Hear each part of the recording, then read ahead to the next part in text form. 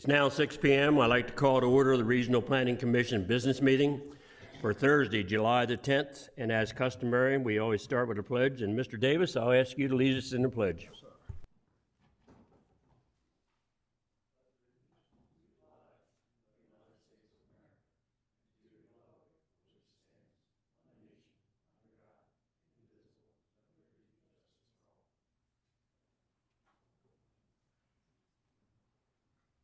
Thank you, sir.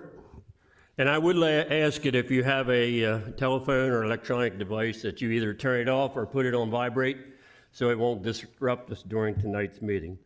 And also, as a matter of tonight's meeting, I didn't make the meeting the other night on the 3rd, but as far as the record, I needed to show that I did view the video, so I'm aware of what all the talk was about for all the different projects from last week.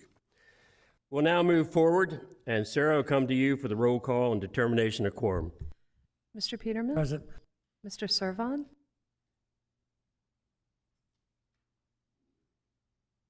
Mr. Servon?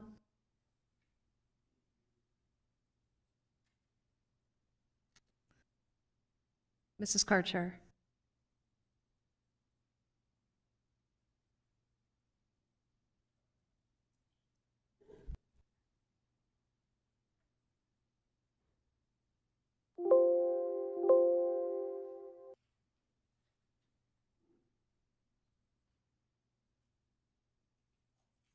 Mr. Govry? Here. Mr. Mills? Present. Mr. Davis? Here. Mr. Jester? Here. So you have 5 present. We do have a quorum. Thank you very much. Next on the agenda for tonight is the approval of the agenda. If there's no changes, deletions, or additions, I'll ask for a motion to accept. So move. Second. I have a motion and a second. Call the commission. Mr. Peterman? Approved. Mr. Servon? Mr. Govry? Yes to approve. Mr. Mills? Yes to approve. Mr. Davis? Yes to approve. Mr. Jester? Yes to approve. So you have 5 yeas in favor of approving tonight's agenda. Thank you again. Now before you commissioners, we have the approval of the minutes for June the 12th, 2025. Once again, I'll entertain a motion in a second. Move to approve. Second. I have a motion and a second. Sarah, call the commission. Mr. Peterman? Yes to approve. Mr. Servon? Mr. Govry? Yes to approve. Mr. Mills? Yes to approve. Mr. Davis? Yes to approve. Mr. Jester? Yes to approve. So we have 5 yeas in favor of approving the minutes of June 12th. I would like to ask Mark, I see they're both showing up, but they're some way or another their mics are muted. The system shows that their mics are unmuted. I'm wondering if Mr. Walton can hear us?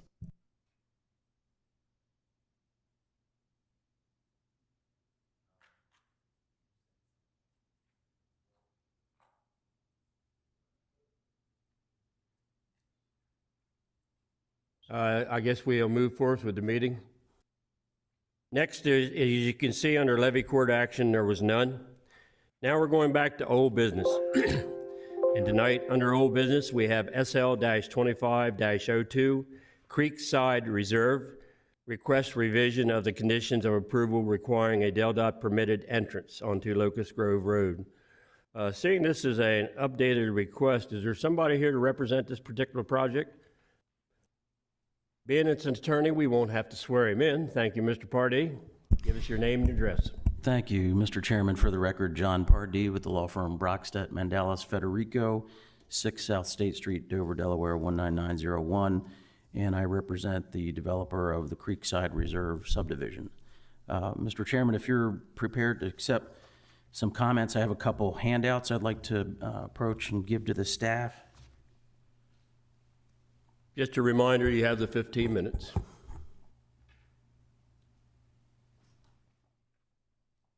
Thank you. I'll be try to be quick.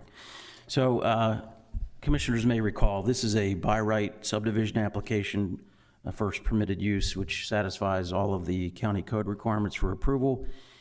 And at the June 5, 2025 meeting, the staff presented a recommendation report that included 11 requirements, all of which we agreed to meet, as well as 16 different recommendations, none of which were required, but we made a number of concessions and ultimately agreed to the vast majority of those recommendations. Indeed, we disagreed with only 3 of the 16, while agreeing to 12 others as written, and 1 more with a slight modification, and that is, we agreed to provide a stub for an entrance into the subdivision from Locust Grove Road, which could easily be converted to an entrance into the subdivision at such time as the road is upgraded in connection with the anticipated development of a new school across the street. When the application was approved at the following week's business meeting, the first condition of approval was that, quote, the plan shall be revised to include a DelDOT permitted entrance onto Locust Grove Road and a shared use path along the frontage. Pedestrians and bicycles. We have no problem at all with the shared use path, so consider that done. And ultimately, even though DelDOT did not require an entrance from Locust Grove Road when reviewing and approving our traffic impact study, we have no problem providing an entrance into the subdivision from Locust Grove Road when the time is right. And that's the key here. As we will explain tonight, installing an entrance into the subdivision from Locust Grove Road before that road is upgraded to comply with AASHTO standards is a bad idea for 2 very simple reasons. First, it would increase traffic along Locust Grove Road as motorists navigate down the road and enter the subdivision. And I will tell you that Locust Grove Road is not ready for that. Not now, it's not. The second reason is it would create conflicts between construction vehicles and school buses within the subdivision, which the school district will insist upon avoiding by refusing to allow a bus stop inside the subdivision until all construction activity is completed. So as to the first of those reasons, you heard me mention the AASHTO standards, and those are in the packet of materials that I handed out to you. These are standards for the design of highways and streets that have been adopted and followed by DelDOT. And as it exists, Locust Grove Road does not presently comply with the AASHTO standards. For a roadway like Locust Grove Road, which experiences over 800 vehicle trips per day with a 45 mile per hour speed limit, AASHTO requires a minimum width of traveled roadway of 22 feet with at least 3 foot wide shoulders on each side as the road. And if the staff could pull up the photograph that we had loaded on our zip drive. It's a photograph of Locust Grove Road.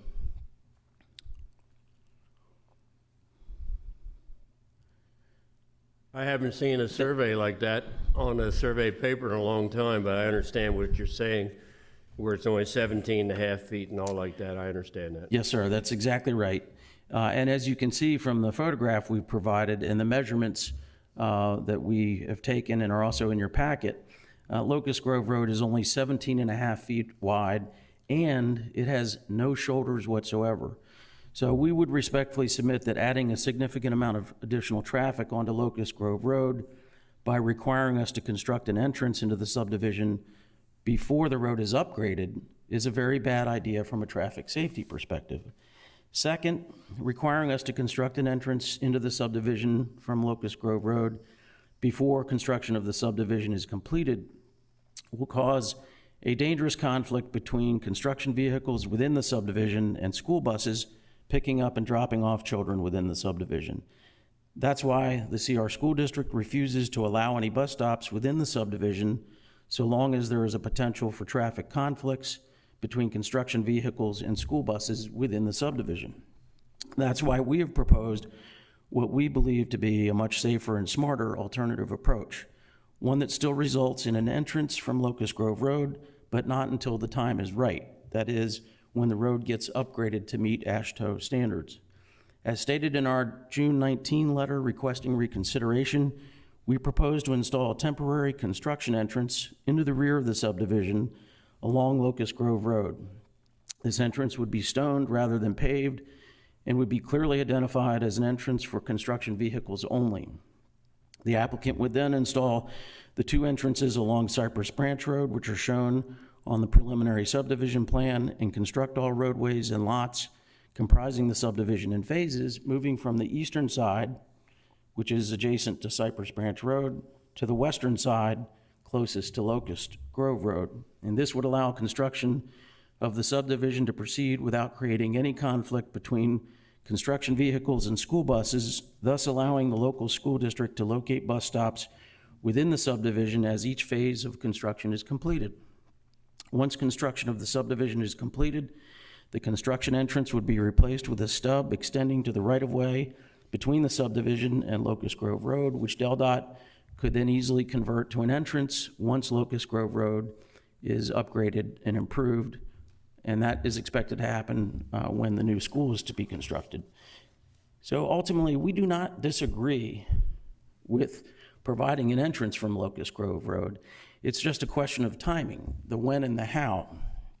We believe our proposal better serves the needs and concerns of the local school district, the traffic safety considerations of the traveling public, and the logistics of construction phasing for the applicant. And so for all of those reasons, we would respectfully request that the commission reconsider condition A in its notice of decision and provide as I have suggested in our letter. That's all I have. I do have our traffic engineer here who would like to briefly explain some discrepancies in the crash data that you were provided. Yeah, I don't think we need any of that. I think it's pretty much cut and dried how you want to do it and how safe it is with what you're proposing and all like that, especially with the old survey notes that I've seen. I think we'll just, if you don't mind, I'd like to take just a couple questions from the commission. Sure. Mr. Galvry?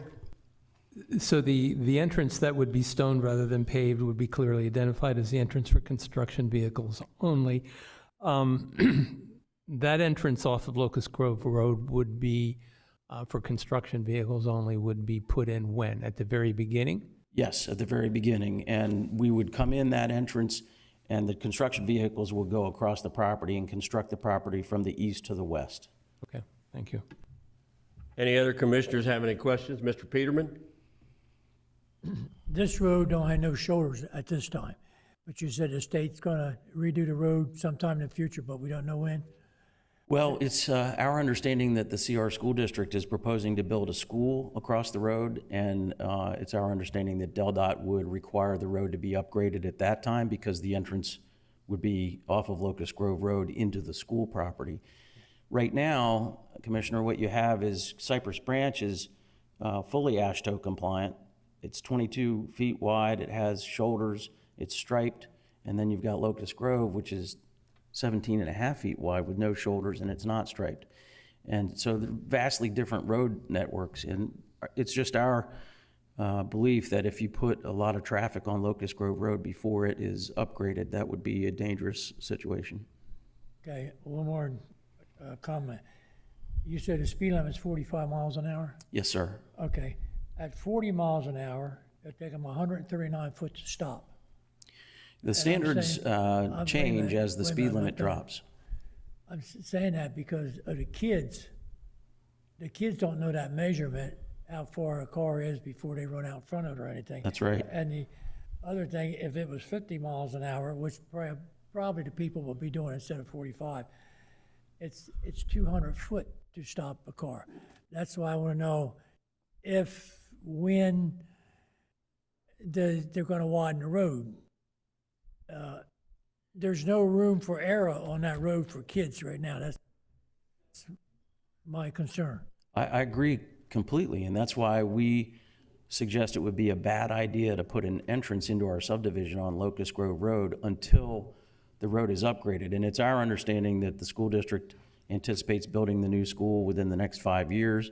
Obviously, it's subject to funding, but as long as that entrance remains a stub and not open to the public, we wouldn't be putting any additional traffic on Locust Grove Road until it was upgraded. And once it's upgraded, we think it's perfectly appropriate to have an entrance there. But before then, I think it's just a very dangerous idea. Okay, thank you. Sure. I think that concludes our questions and all, and I appreciate your presentation. Absolutely. I will point out, in your packet, you have the roadway crash data calculations that our traffic Yes. engineer prepared, and it helps interpret the numbers that were in the memo you received. And I saw the letter that you sent to me, and I've read it too, so. Thank you very much. Thank you, Mr. Pardee. We've heard the presentation on. Mr. Mills, would you like to make a motion? I'll make the motion on SL-2502 Creekside Reserve. I move the applicant's request to be approved. I have a motion. Do I have a second? Second. Mr. Davis seconded. Call the commission. Mr. Peterman? Yes, to approve. Mr. Servon?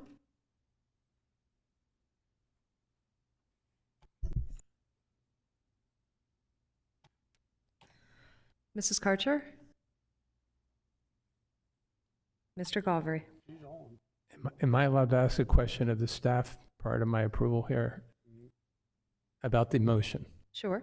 Okay, so I'm just want to make sure that what was read in just now about the applicant's proposal for these entrances, that is part of the motion. That is part of the motion, correct? Effectively, the commission is accepting the proposal submitted by the applicant. Which Yes. includes this. Yes. Okay, yes to approve. Mr. Servon? Yes, can you hear me? Yes, thank you. Mrs. Karcher? Again, Was that a yes? it was a yes. Thank you. Mr. Mills? Yes to approve. Mr. Davis? Yes to approve. Mr. Jester? Yes to approve. So you have 7 yeas in favor of approving the modification to SL 2502. Thank you for the presentation, and good luck with your project. Now we'll go down to new business. First under new business is CS-25-05, Carride Helipad, request for a conditional use approval. And as I've said, I've watched the video from last week's public meeting. The only thing I didn't say or hear, sir, I noticed it was asked a few times. Under a conditional use, we usually ask about the days of use and the times. I never saw that was ever answered. Did I miss it? Not days of use, but it was, the applicant did offer to limit it to daylight hours only. So that is under what the motion would be, would approve it with the daylight hours only. Yes. Okay. Mr. Galbraith, you'd like to make a motion? Yes. I move that the Regional Planning Commission recommend conditional approval of application CS-25-05, a conditional use site plan application for construction of a helipad and 3,600 square foot hangar located inside the Growth Zone Overlay District. This is based on Exhibit A, staff recommendation report dated July 3, 2025. Exhibit B, public hearing testimony dated July 3, 2025, and the findings of fact that A, the subject site is zoned AR, agricultural residential, in which a helipad and hangar are permitted as conditional use by 205-53 of the Kent County Code. B, the application is compliant with the comprehensive plan. Pursuant to Chapter 205 of the Kent County Code and pursuant to 9 Delaware C, Subchapter 4802 and 4811, the Commission has reviewed the application and, furthermore, as part of this approval, the applicant shall comply with all staff and agency requirements and planning staff recommendations as described in the July 3, 2025 staff recommendation report, including but not limited to the following conditions. A, the helipad should be for personal use only. Commercial use is prohibited. B, there shall be only one helicopter on the site and there should be no experimental helicopters. C, flying shall take place only during daylight hours. D, as shown on the plan, no westbound takeoff or approach shall be permitted. I have a motion. Do I have a second? Second. Mr. Mills seconded. Sarah, call the commission. Mr. Peterman? Yes, to approve. Mr. Servon? Yes to approve. Mrs. Karcher? Yes to approve. Mr. Galvary? Yes to approve. Mr. Mills? Yes to approve. Mr. Davis? Yes to approve. Mr. Jester. Yes, per the motion. So you have 7 yeas in favor of recommending conditional approval of application CS 2505. Thank you all, and good luck with your project. Next under new business is CZ-25-02, Burke and Burke Properties, LLC. Request to amend the zoning map to BG, located inside the growth zone overlay district. I'll do it. Mr. Mills, would you like to make a motion? I'll make a motion. I move that the Regional Planning Commission recommend approval of the ordinance LC 25-14, amending the zoning map from BN Neighborhood Business to BG General Business, located inside the Growth Zone Overlay District. This is based on the Exhibit A staff recommendation reported dated July 3rd, 2025, Exhibit B, public hearing testimony dated July 3rd, 2025, and the findings of the facts that A, the land strategy map 7C in the comprehensive plan designated the area of the petition as part of the Little Heaven Employment Center. B, the site has been used for commercial purposes since before the adoption of the zoning. C, the small size of the property will limit the intensity of any future commercial use. I have a motion. Do I have a second? Second. Mr. Galvery seconded. Sarah, call the commission. Mr. Peterman, Yes to approve. Mr. Servon, Yes to approve. Mrs. Karcher, Yes to approve. Mr. Galvery, Yes to approve. Mr. Mills, Yes to approve. Mr. Davis, Yes to approve. Mr. Jester. Yes to approve. So you have 7 yeas in favor of recommending approval of application CZ 2502. Thank you, and once again, good luck with your project. Next on the agenda, under new business tonight, is S-25-06, Two Farms Incorporated. Request for site plan approval to construct a gas canopy convenience store and future commercial building totaling 31,134 square feet, located inside the growth zone overlay district. Would somebody like to make a motion? Mr. Galvery? Sure.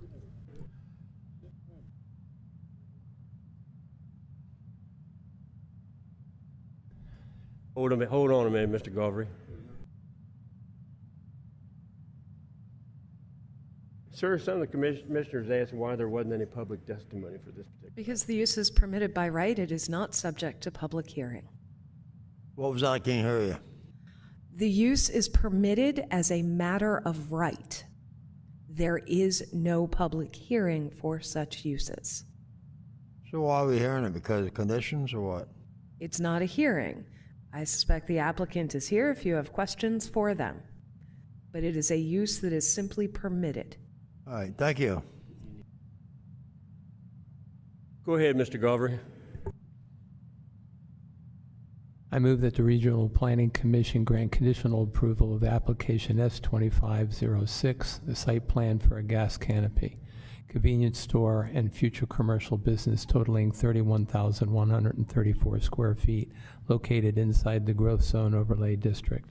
This is based on Exhibit A, staff recommendation report dated July 10, 2025, and the findings of fact that A, the site is zoned BG, general business, in which convenience store, gas canopies, and other commercial uses are permitted uses per section 205-53. And B, the plan is compliant with the comprehensive plan. Pursuant to Chapters 187 and 205 of the Kent County Code and pursuant to 9 Delaware C, Subchapter 4802 and 4811, the Commission has reviewed the application and the July 10, 2025 staff recommendation report. And furthermore, as part of this approval, the applicant shall maintain compliance with all requirements and recommendations of the staff recommendation report, including, but not limited to, A, the plan shall be revised to include bike rack large enough to accommodate at least 4 bicycles. B, the plan shall be revised to include crosswalks at the northern entrance on Walnut Shade Road to connect and share use pathways on the eastern and western side of the entrance. I have a motion. Do I have a second? Second. Mr. Davis seconded. Sarah, call the commission. Mr. Peterman? Yes to approve. Mr. Servon? Yes to approve. Mrs. Karcher?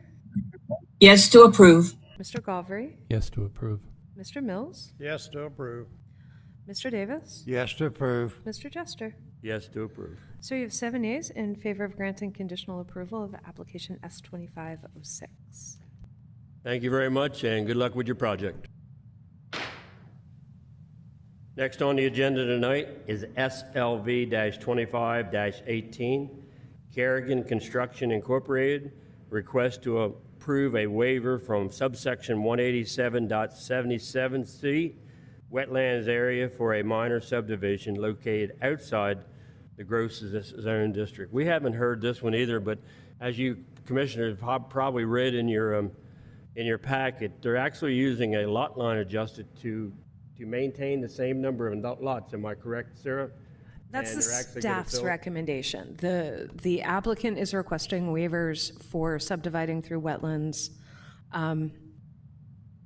to create additional lots. And what the staff, you'll see, there's an exhibit in your packet where the staff is suggesting a different reconfiguration that will limit the impact on the natural areas.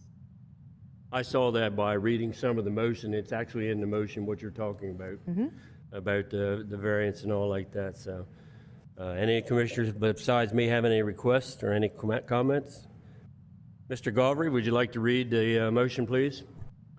I move that the Regional Planning Commission grant modified approval of SLV-25-18 in accordance with the staff alternative plan to 1, allow the relocation of lot lines through the wetland areas, 2, permit filling a portion of the wetlands only where necessary to install a driveway with a maximum width of 12 feet for lots 11 and 12 and create buildable area on lot 9. 3, waive the 25-foot wetland buffer only where necessary to install a driveway with a maximum width of 12 feet for lots 11 and 12 and create a buildable area on lots 9, 10, and 12. To allow for the submission of a lot line adjustment plan in lieu of minor subdivision that will produce the same number of lots without installing a private road. The reasons for this approval are that the existing non-jurisdictional wetlands create a hardship for developing the parcel and that the modified request represents a minimal easing of the requirements while still providing protection to the wetlands in accordance with the goals of the comprehensive plan. I have a motion, commissioners. Anybody like to second it? Second. Mr. Mills? Sarah, call the commission. Mr. Peterman? Yes to approve. Mr. Servon? Yes to approve. Mrs. Karcher? Yes to approve. Mr. Galvry? Yes to approve. Mr. Mills? Yes to approve. Mr. Davis? Yes to approve. Mr. Jester? Yes to approve. Sir, you have 7 yeas in favor of granting a modified approval to application SLV 2518. Thank you, and good luck with your project. Next on the agenda tonight is SL-23-02, Garrison Lake Green, Phase 2. This is really a final approval for a 71-lot family subdivision located inside the Growth Zone Overlay District. Is there somebody who'd like to make a motion? Mr. Galvry? I move that the Regional Planning Commission grant final approval of application SL-23-02 Garrison Lake Green Phase 2, a 71-lot single-family subdivision located inside the Growth Zone Overlay District. The plan meets all conditions of approval and the agency approvals have been submitted. Thank you. I now need a second. Second. I have a second from Mr. Quiet. Sarah, call the commission. Mr. Peterman? Yes to approve. Mr. Servon? Yes to approve. Mrs. Karcher? Yes to approve. Mr. Galvry? Yes to approve. Mr. Mills? Yes to approve. Mr. Davis? Yes to approve. Mr. Jester? Yes to approve. So you have 7 yeas in favor of granting final approval to application SL 2302. Thank you very much, and good luck with your project. Excuse me. Final one on our agenda tonight is LC 25-16, short-term rentals. Would you like to make a small reading about it, sir, or anything? Just as we discussed last week, it very simply removes the condition that the property has to be owner occupied if it's under 5 acres. Thank you very much. I'll now come to the commissioners. Somebody like to make a motion? I have a question. Hold on, I think Sarah, or Denise has a question. I do. I have thought about this particular all week. I even spoke with my levy court commissioner about it today. I feel that we are fixing one problem, and I understand what some of the problems are, and I learned a little bit more from my levy court commissioner. I understand the problems completely. I think we're also potentially creating new ones. I feel that it doesn't have to be all or nothing, and that's what we're turning it into by taking that away. Not that I think that should have been the way it should be done. So, for example, if I lived in a condo or attached homes or even single homes that were in a really, every lot was postage stamp, I wouldn't my close neighbors renting out a dwelling continually to different people. And the fact that short term is only up to 30 days, even for a lot of what I believe this is being discussed, it would be more than 30 days anyway, so it doesn't even fit in here. But I just see the potential for honestly, for the county having lawsuits, and I'm concerned about it. That's all I wanted to say. Any other commissioners have any comments before we get into the motions? After listening to her, my mind is thinking too. I think we should deny this. I mean, I think we should put this off for table this until we have more discussion on just what Denise is talking about. Got a question. Mr. Peterman? This will make the rentals.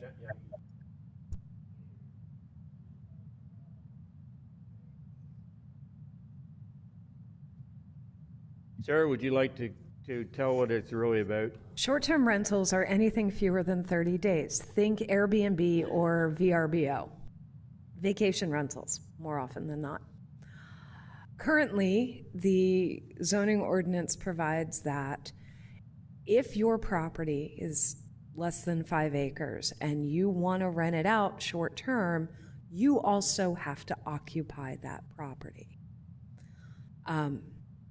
That provision is in the code largely for the reasons Commissioner Karcher mentioned. That if you're on site, you're likely to be sure any renters are behaving. Maybe 5 acres isn't the right number, but that's what we put in the ordinance as a hedge. The levy court, following 2 requests, there were 2 variance requests at our Board of Adjustment. Following that, levy court took it to a workshop, and we were asked to put forward an ordinance simply eliminating that condition. Does that change your mind at all, Denise, from what she just said? Not at all. I don't like the way it is originally. I don't like the proposed change. I think that something in between that will decrease the risk to county taxpayers if there's lawsuits. I think something in between can be determined. I am not prepared and I'm not qualified to make that statement as to how it could be improved upon or made safer. So as things stand right now, no, my mind hasn't been changed at all. Well, what's the commission like to do then? What does anybody have a suggestion or a motion or a table motion, or what would you all like to do? Mr. Garvey. I have a question to staff. So Sarah, forgive my ignorance on this, but so when we're removing the lot size, which was 5 acres, so it doesn't matter what the size is that the owner has to be present, or I'm not clear on that. An owner would no longer have to be present. There is no such restriction. They have to be present, period. At all, Correct. no matter how small or large the lot is. Correct. Okay, so like my next door neighbor, which right now they're thinking of renting that thing, so let's just say they decide to go Airbnb with this thing for perpetuity, and he's only 5 feet away from my property line, and there's not enough room for two people to be in there at the same time, so they wouldn't really be able to rent it under this clause, because unless the owner could be on the premises at the same time, they couldn't. Under the current provision, they could not. As proposed, they could. First. And keep in mind, the Planning Commission at this point is simply making a recommendation to the levy court. This is not the final step. But that owner could then be, so that place right next door to me basically could continually be rented out without anybody being present other than the occupant that's being rented to. Correct. I wouldn't like that.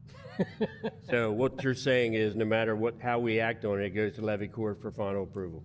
It's legislative, so levy court has the final say. Your role is to give them a recommendation, and that recommendation can be denial should you choose. Okay, Mr. Davis? Well, I think there are a lot of questions. Myself, for one, I listened to Denise, and I agree with her. Perhaps we may want to just vote it down. They're going to make the decision anyhow. As Sarah said, it's just a recommendation that we make. So if we have strong feelings about this, I think there are, best option, in my opinion, is turn it down, and they can do what they want on levy court. It's up to their jurisdiction. Thank you. Mr. Anybody Chair, else like to speak? Mr. Servon, you have any comment? I don't have any comment at this time, thanks. Okay. Mr. Chair, Who's speaking? Oh, the lawyer. Maxwell. Yes, sir. Yep. So that's exactly the way I would do it. I would, if you do not like the ordinance, you recommend against it, and then let the levy court take it up. I would not table it. I would recommend against it because it came from them, and then you can pass upon your recommendation. We appreciate that. Thank you for your telling us what we need to do or don't need to do.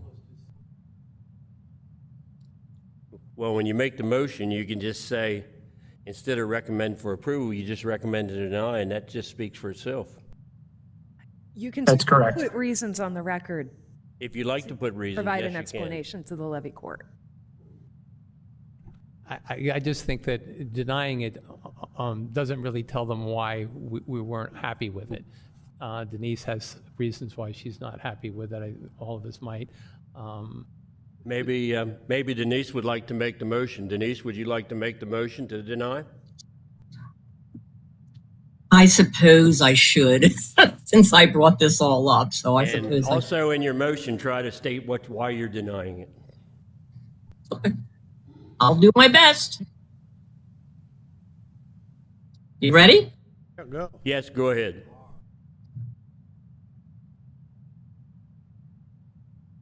I make a motion that ordinance LC 25-16 short-term rentals should be denied because although it is fixing some of the problems that we have in Kent County with regards to places that can be utilized for temporary housing, it's also creating new ones. I don't believe it does not have to be an all or nothing, and further discussion to tease out what is really desired without upsetting potential neighbors of these short-term rentals would be useful. Is that it? Yeah, that's it. And all that reasoning is incorporated into the motion itself. So voting for the motion is voting for that reasoning as set forth. Thank you, sir. Anybody else have any questions about the motion? Anybody here like to second it? Second it. Mr. Mills is seconded. Sarah, call the commission. Mr. Peterman? I vote in favor of the motion from Denise. Mr. Servon? I vote to approve. Mrs. Karcher? Yes, per my motion. Mr. Goffrey? Yes, per the motion. Mr. Mills, Yes for the motion. Mr. Davis, Yes for the motion. Mr. Jester. Yes for the motion. Sir, you have 7 yeas in favor of recommending denial of ordinance LC 2516. Thank you very much. Thank you, commissioners, for talking that out. We're now going to election of officers, and being the first one's chairperson, I'm going to step down and turn it over to a vice chair for now, and he can run the meeting for the next few.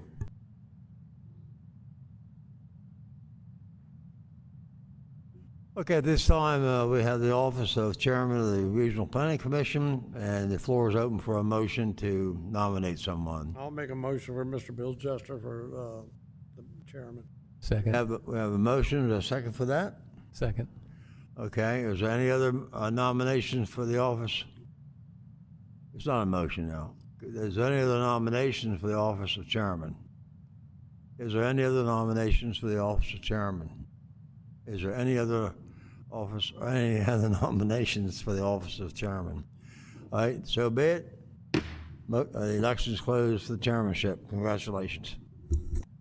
Thank you, commissioners. I appreciate your trust in me, and even though I haven't showed up for a month and a half, I guess I'm still doing okay. So, we now go down to vice chair, and this is the Chairman Jester once again talking. I'll open up the nominations for vice chairman. Mr. Galvry. I nominate Paul Davis. I have a motion of Paul Davis, Second. and I have a second. Is there any other nominations for the vice chair? Any other nomination for vice chair? And third and final call. Any other nomination for vice chair, being there's only one? Mr. Davis, congratulations on a great campaign, and you're now vice chair again. Any other public comment for tonight? Being there's no public here, anybody on the phone, Mark? We have no members from the general public online at this time, Mr. Chair. Thank you very much. Any comment from commissioners? Hearing none, I thank you, Denise and Peter, that you put up with a lot tonight about not being able to hear you, but once you spoke, you knew what you was talking about. We thank you for participating. Any other business before the commission? If not, I'll entertain a motion to adjourn. Move to adjourn. Second. I have a motion and a second to adjourn. Sarah, call the commission. Mr. Peterman, Adjourn. Mr. Servan, Yes to adjourn. Mrs. Karcher, Yes to adjourn. Mr. Galvry, Yes to adjourn. Mr. Mills, Yes to adjourn. Mr. Davis, Yes to adjourn. Mr. Jester.